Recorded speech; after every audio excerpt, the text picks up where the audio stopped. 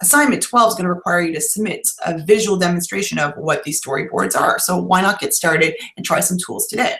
Let's watch a quick introduction from lynda.com on creating a storyboard.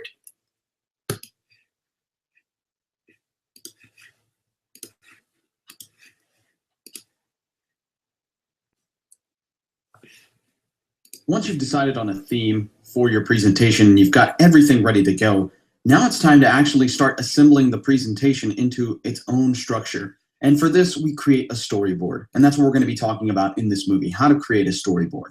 Now, there are a few things that I want you to understand on why we do this step, because most people would just say, okay, I've got all my information, I've got my theme, I just want to aggregate it all together in one big pile.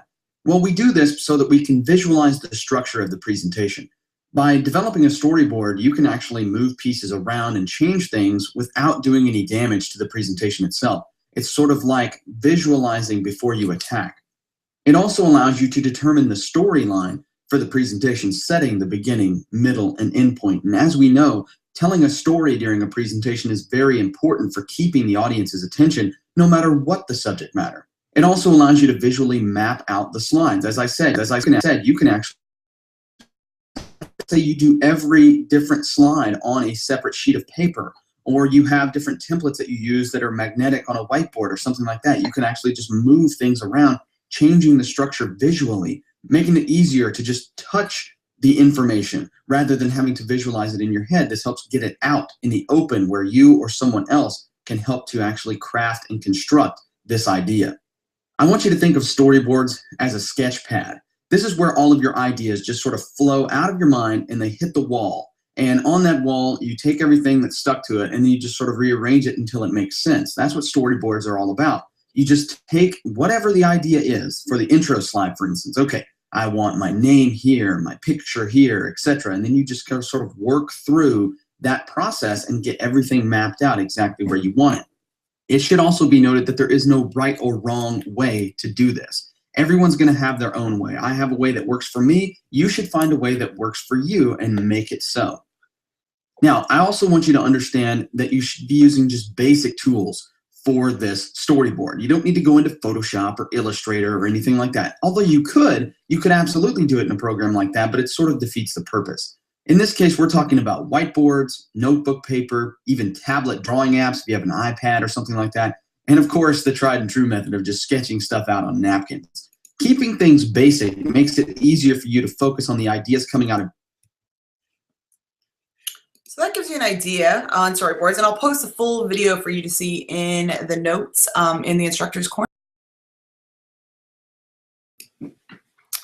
So that being said, I want you to think about your storyboard and what that means for you. So a number of you will probably do the typical tried and true. So I'll bring up my desktop here and show you. Let's see, share. So typically what we see for storyboards is, you know, the PowerPoint presentation. So similar to what I talked about in the first week. In that, you'd have kind of a light table in your PowerPoint. So a lot of my friends who present, whether they use PowerPoint or something else, they use some sort of storyboard-esque thing. And the easiest one that any one of you can use is a Microsoft PowerPoint presentation. Doesn't mean you have to, but it gives you an idea. In that, you can add new slides, you can have content, you could put notes here and say, this is further about, or I'm going to have reference to different topics, and you could put a visual in.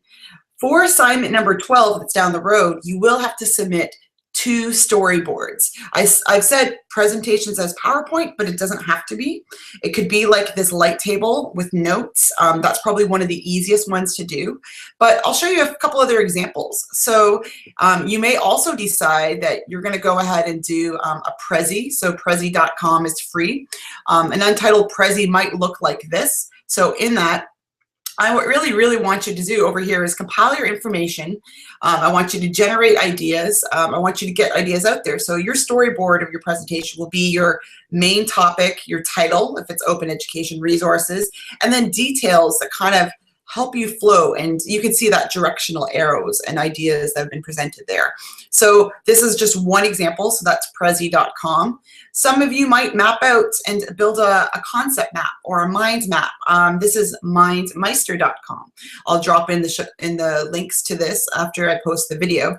This is one way that I was organizing building a website. So I wanted to get out the central ideas are in my bubbles here, and then what I'm going to post about or talk about that are related to that.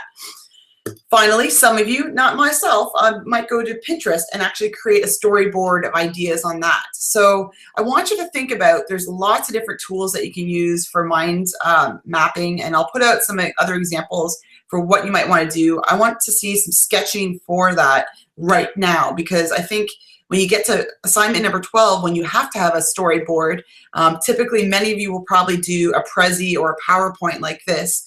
I want you to have an idea how to do that. I'll also share with you some ideas from our friends at Pixar. Obviously with a cartoon animation film, they do a lot of storyboarding. So that will give you a little bit more idea on what I'm looking for in terms of storyboarding. And I'm happy to post the full creating a storyboard proposal as well.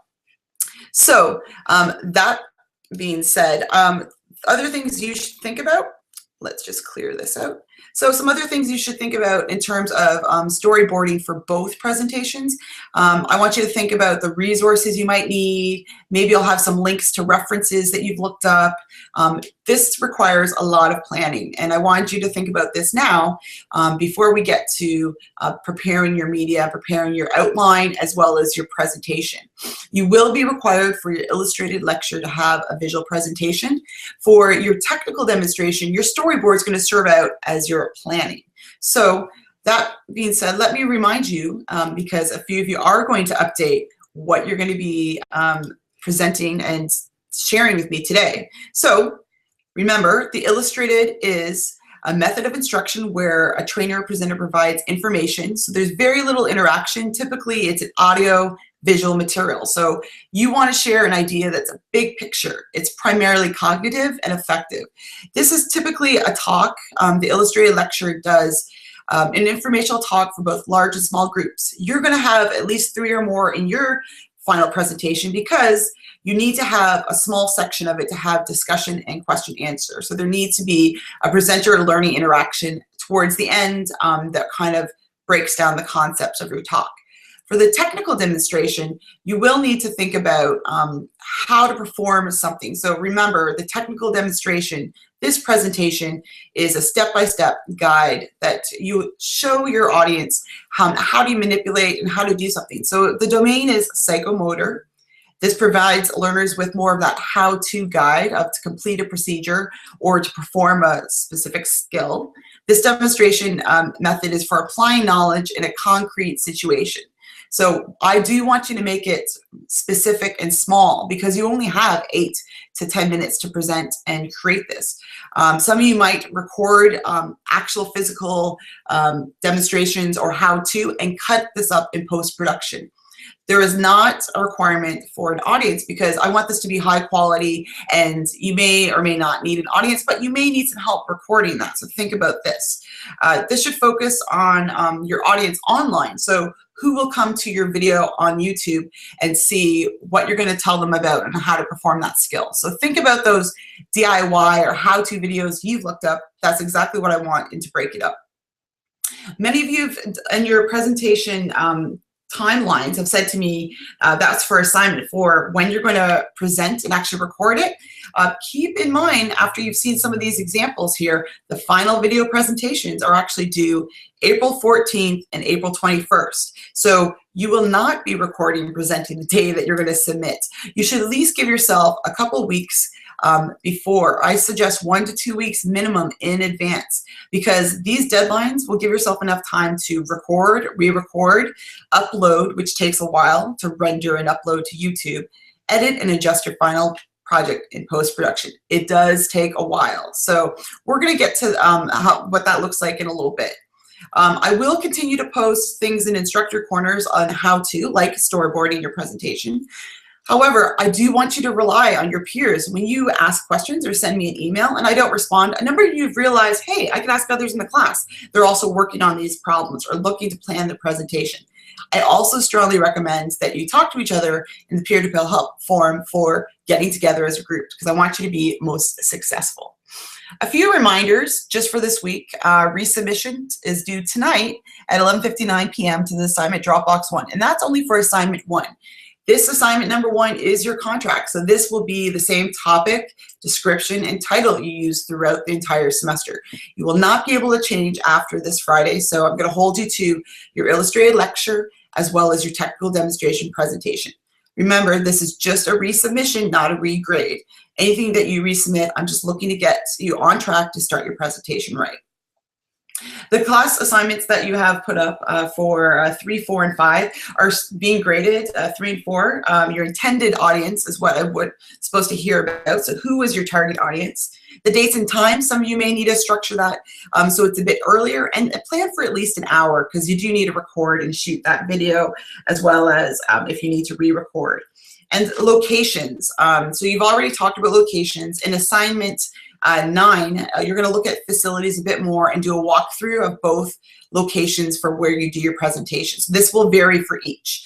Remember, for every assignment, I need you to identify what is the illustrated lecture, what is the technical demonstration. You need to talk about both of them separately, because they're going to be 2 different presentations. Please do not tell me your intended audience for both of them is the same, because that will not get you full points. Also remember, what's coming up is assignment 8 as who will be attending your lecture. That's actually who will attend, but also remind me who that target audience is. And so assignment 6, you're talking about that intended target audience for both. That's on page 23 and 26 of your textbook. Please talk to me about what they are and the attributes and demographics of your audience. And for assignment 7, many of you have already started to look at your live presentation you'll observe and evaluate for assignment 20. So this is where you'll create an observation evaluation and go and attend a lecture. That being said, you do need to have a live lecture. I will not permit any online viewing of lectures, webinars, or talks. So please, it doesn't have to be in the Denton area or Dallas-Fort Worth. See what's in your local community and see what is available for you. Another news, a couple updates. Next week I'll be traveling a couple places, so I will not be able to have any office hours because I'm in a few different time zones. Please feel free to reach out to me by email. And if you haven't already, you should sign up for your YouTube account. We'll be talking about the YouTube video editor in a couple weeks, so get ready, because I need you to already have an account and you need to know how to play and familiarize yourself with this. It's free. You'll need to sign up because that's where your final assignment is. Are you interested in a live class meeting? So this will be a meeting where we talk about a topic and we have a live Q&A.